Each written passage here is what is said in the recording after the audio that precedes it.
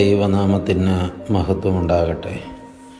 യേശുക്രിസ്തുവിൻ്റെ നാമത്തിൽ സ്നേഹവന്ദനം.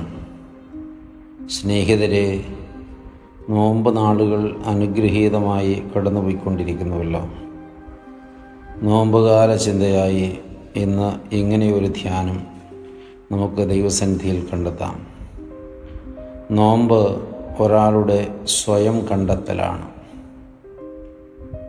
സ്വയം കണ്ടെത്തുക എന്ന് പറയുമ്പോൾ അതെന്തർത്ഥത്തിലാണ് എന്നൊരു പക്ഷെ നമ്മൾ ചിന്തിക്കാം. നമ്മൾ ബഹുഭൂരിപക്ഷം പേർക്കും സ്വയത്തെ നഷ്ടപ്പെട്ടിരിക്കുന്നു. ഞാനെന്ന യാഥാർത്ഥ്യത്തെ കൈമോശം വന്നിരിക്കുന്നു.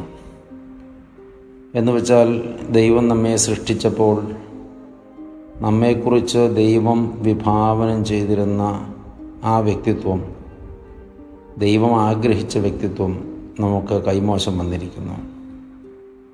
ദൈവം നമ്മെ സ്നേഹിപ്പാനുള്ള ഹൃദയമുള്ളവരായിട്ടാണ് സൃഷ്ടിച്ചത്. എന്നാൽ പലപ്പോഴും നാം സ്നേഹിപ്പാൻ താല്പര്യമില്ലാത്തവരോ അതിന് കഴിയാത്തവരോ ആയി അധപ്പതിച്ചിരിക്കുന്നു. സ്നേഹം നമ്മിൽ നിന്ന് അന്യമായി പോയിരുന്നു. എന്നിലെ എന്നെ എനിക്ക് നഷ്ടപ്പെട്ടു പോയിരിക്കുന്നു. ആ എന്നെ കണ്ടെത്തലാണ് നോമ്പെങ്കിൽ നഷ്ടപ്പെട്ടു പോയ സ്നേഹമെന്ന ആന്തരിക മൂല്യത്തിലേക്ക് ഞാൻ മടങ്ങേണ്ടതുണ്ട്. എനിക്ക് സഹാനുഭൂതി ഉണ്ടാകണം, എനിക്ക് കരുണയുണ്ടാകണം, എനിക്ക് കരുതലുണ്ടാകണം, എനിക്ക് സഹജീവി സ്നേഹമുണ്ടാകണം, ഞാൻ സാഹോദര്യത്തിൽ വർത്തിക്കണം.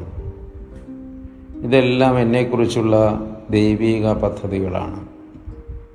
ഈ നിലകളിൽ നിന്നെല്ലാം ഞാൻ വഴുതിപ്പോയിട്ടുണ്ടെങ്കിൽ എന്നിലെ എന്നെ എനിക്ക് നഷ്ടപ്പെട്ടു പോയിരിക്കുന്നു. എവിടെയാണ് എനിക്ക് എന്നെ നഷ്ടപ്പെട്ടതെന്ന് സ്വയശോധനയിലൂടെ കണ്ടെത്തേണ്ട ദിനങ്ങളും ആ നഷ്ടപ്പെട്ട ഇടങ്ങളിൽ നിന്ന് നമ്മെ തന്നെ നാം തിരിച്ചെടുക്കേണ്ട ദിനങ്ങളുമാണ് നോമ്പിൻ്റെ ദിനങ്ങൾ.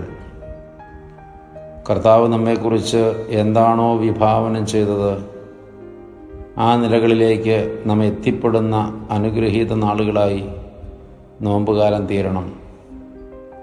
അങ്ങനെ സ്വയം കണ്ടെത്തലിലൂടെ നോമ്പ് ധന്യതയാർന്ന അനുഭവമാക്കി നമുക്ക് തീർക്കുവാൻ കഴിയണം. കർത്താവിൻ്റെ തിരുസന്നിധിയിൽ യോഗ്യതയോടെ ആയിരിക്കാൻ നമുക്ക് കൃപ ലഭിക്കേണ്ടതിന് നാം ഒരുപാട് പ്രാർത്ഥിക്കുകയും സ്വയപരിശോധന നടത്തുകയും ചെയ്യണം.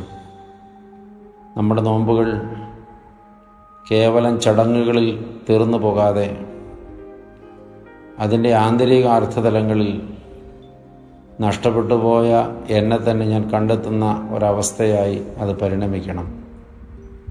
അപ്പോഴാണ് നോമ്പ് പ്രസാദാത്മകമായ അനുഭവമായി തീരുന്നത്. ഈ നോമ്പ് കാലത്ത് സ്വയം കണ്ടെത്തുവാൻ ദൈവമായ കർത്താവ് നമ്മെ സഹായിക്കട്ടെ. ദൈവം അനുഗ്രഹിക്കട്ടെ. ഒത്തിരി സ്നേഹത്തോടെ പാറേക്കരയച്ചൻ.